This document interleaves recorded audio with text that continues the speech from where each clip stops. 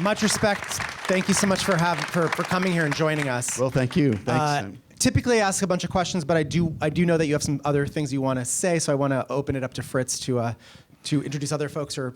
Yeah. So the first thing is there's not just a good American; there are several of them in the film, and I want to invite to the stage Diane Rourke over there. Yes.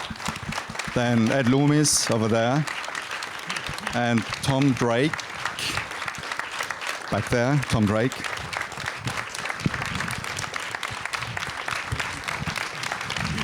And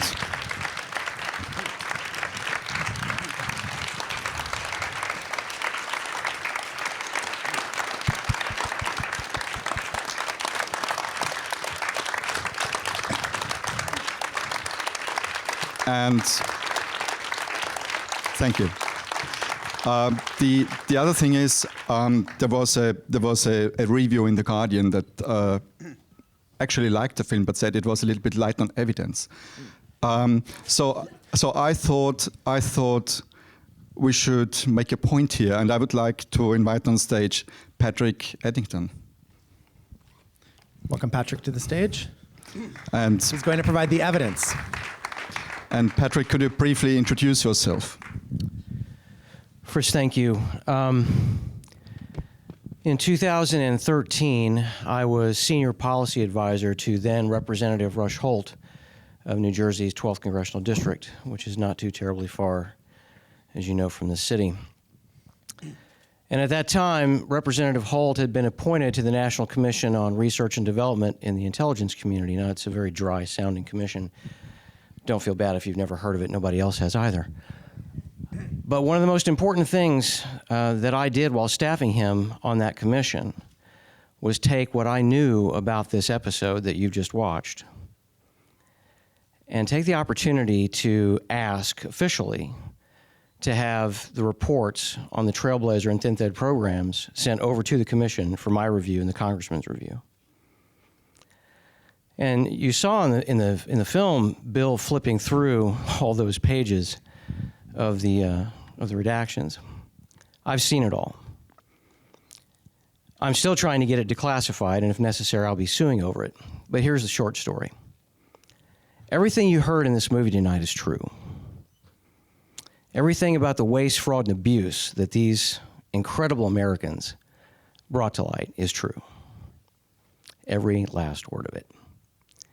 And I think the thing that you all ought to be concerned about is not just the way that these people were persecuted, and I use that word advisedly, by our own government, but how easily it could turn into any one of us. And that's the real threat. And that's why this program and every other program that is out there running right now without any kind of accountability needs to be exposed and it needs to be examined. And I'm happy to answer any questions that you all might have.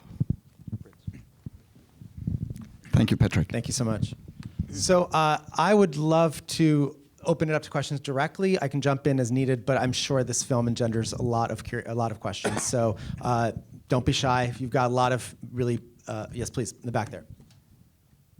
Mr. Penny, what are your thoughts on the pattern of negligence by the higher-ups that ignore the warnings that are given by NSA intelligence? Well, what's my opinion of them? I think they're all treasonous. Fundamentally, they're criminals. They traded your security, mine, everybody else's for money. That's that simple. They're criminals. They belong in jail. Yes, please. Fabulous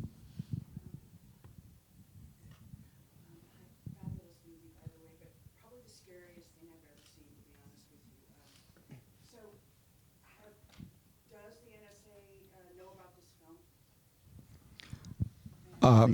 I think so, because the first thing that I did when I came across this Thin Thread story was shouting out loud about it on Facebook, and I hope they are reading my Facebook. My question really was going to be then, have you had any blowback about this?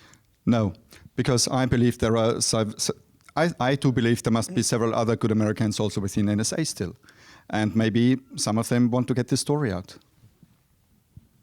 I have a question, actually. You're Austrian, so why do you think it took an Austrian, somebody outside of America, to make this to tell this story? It's been several years, obviously. So, can you talk to that, either you or any of your subjects? This was actually the first question that I asked Bill. I mean, after I heard the thin thread story, which I found in his entire personal story the most amazing thing. And You should tell him what you actually said. yeah, I said, "Holy shit!" But the thing is, I mean, Bill's answer was, "Nobody asked me before." But I think what makes the difference is when you're inside the forest, you don't see the forest because of all the trees. And I think this is the situation for American filmmakers, and there are great American filmmakers around whose work I really appreciate and have been appreciating for a long time. And I think from the European perspective, you have the distance. It's not the FBI that can come and get you. It's different. And for me personally, I have a degree in contemporary history. So for me, obviously, it was very important to see when did this start, how did it happen, and how actually did we come from the Cold Age scenario when NSA was spying on our military enemies to spy on ourselves. Basically, this was a question that I had immediately. Yes, please, sir. Could you give us any more specifics about the 19 terrorists that flew into the planes in the Pentagon? I mean, to the buildings and can you tell us anything about Muhammad Atta that we should have known about, that you knew about? We should have picked him up when he was planning it in Hamburg years before. Well, no, but I mean, particularly the information that you recovered post 9/11. Can you give us some specifics? That was not post 9/11 information. That was pre 9/11 information. We used that data to. But what you went back and you discovered. Okay. That's Tom. A number of the hijackers and their behavior patterns, electronic signatures that reflected those patterns, were discovered in the databases. It was knowledge that was known. We knew the entire Al Qaeda network before 9/11. There was also, it's not in the film, there's actually other threads here. And I say that on purpose. I know thin thread, but there's many threads. There was an entire report that was actually completed by NSA in early 2001, which also had mapped out most of Al Qaeda and associated movements. That report was never distributed to anybody that mattered. It was actually kept by NSA. Shortly after 9/11, I brought that report to Maureen Baginski's attention. And I remember, it's a frozen moment for me, a number of frozen moments here. She looked at me and said, "I wish you had never brought this to my attention." She no longer had plausible deniability. The cover-up is often worse than the crime.